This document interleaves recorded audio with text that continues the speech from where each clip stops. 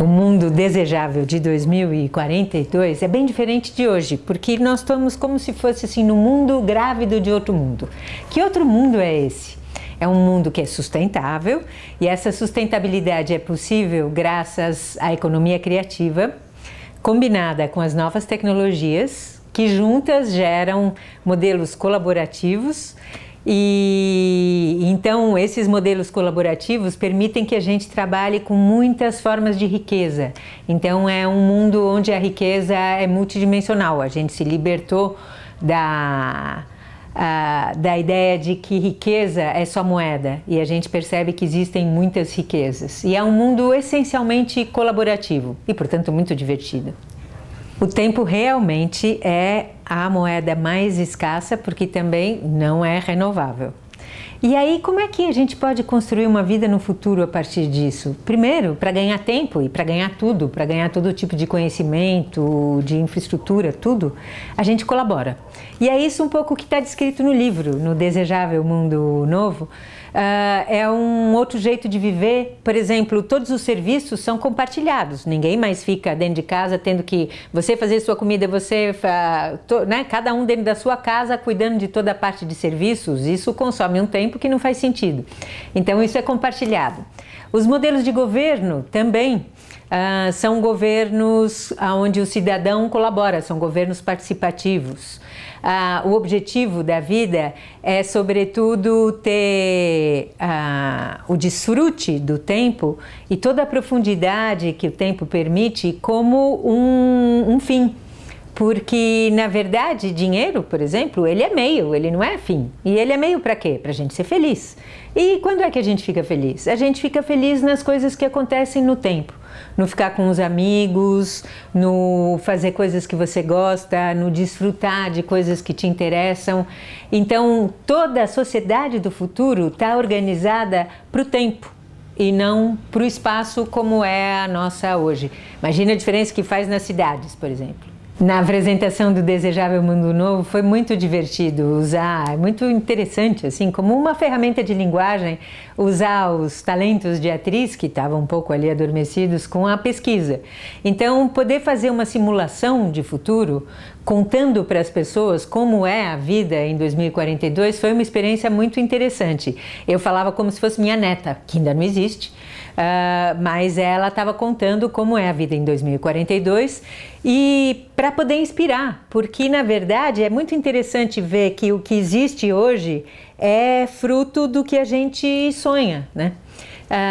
Então a gente vê, por exemplo, imagens do final do século XIX ainda, que já tinha todas as coisas das telecomunicações que a gente tem hoje. Então minha neta veio do futuro para inspirar a gente a ter desejos e sonhos de futuro mais interessantes. E eu sempre lembro do Paulo, porque o Paulo Borges sempre fala que o desejo é tudo. Então a ideia do mundo desejável é isso, que outras coisas a gente pode desejar. E foi isso que ela contou, a minha neta, através de mim, na simulação do mundo em 2042, que é o que está narrado no livro. Existe um gap muito curioso mesmo entre o que a gente acha possível e o que a gente deseja. Faz um exercício. Pensa no que você deseja de futuro. E depois pensa se você acha que isso vai acontecer ou não. Aí faz o contrário. Pensa no que você acha que será o futuro. E aí pensa se isto vai acontecer ou não. E aí a gente vê que é uma coisa completamente sem sentido. A gente acha que vai acontecer o que a gente não quer e que não vai acontecer o que a gente deseja. Mas a nova ciência, por exemplo, mostra que aquilo que acontece é muito influenciada por tudo que a gente deseja coletivamente, por tudo que está no inconsciente coletivo. Então nós precisamos acreditar nas possibilidades. E, sobretudo, se sintonizar em outras coisas, porque é um pouco como se fosse, se a gente pensa assim num universo quântico, é como se fossem estações de rádio. Você tem todas as estações possíveis para se sintonizar. Por que a gente vai se sintonizar numa tenebrosa? Cada vez que a gente se sintoniza na tenebrosa, a gente reforça. Vamos nos sintonizar em futuros desejáveis, colaborativos, de economia criativa, porque assim a gente permite que eles possam acontecer. Os valores intangíveis são uma chave fenomenal para o futuro, porque são patrimônios infinitos. Por exemplo, se eu consumo alguma coisa que é tangível, ela de fato é consumida e acaba. Mas conhecimento, criatividade, experiência, todas essas coisas não se consomem, elas se multiplicam com o uso. A única coisa que é muito complicada é que isso tudo está ainda invisível. Então a gente sabe, por exemplo, que o valor de uma empresa está na sua marca, que o valor de um produto não está nas coisas materiais, mas está sobretudo no imaterial. Mas ainda há pouca maneira de medir isso.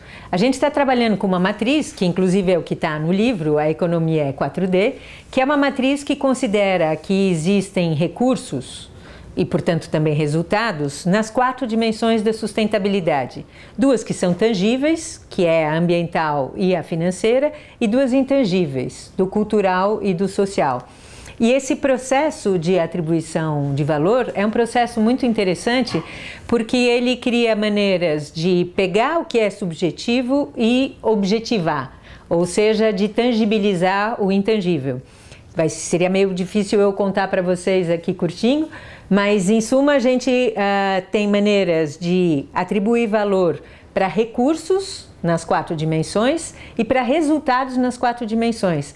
O que muda tudo, porque você pode ter às vezes uma empresa que tem resultados monetários muito bons, mas se você vai ver os resultados sociais, os resultados ambientais e culturais não são tão bons assim.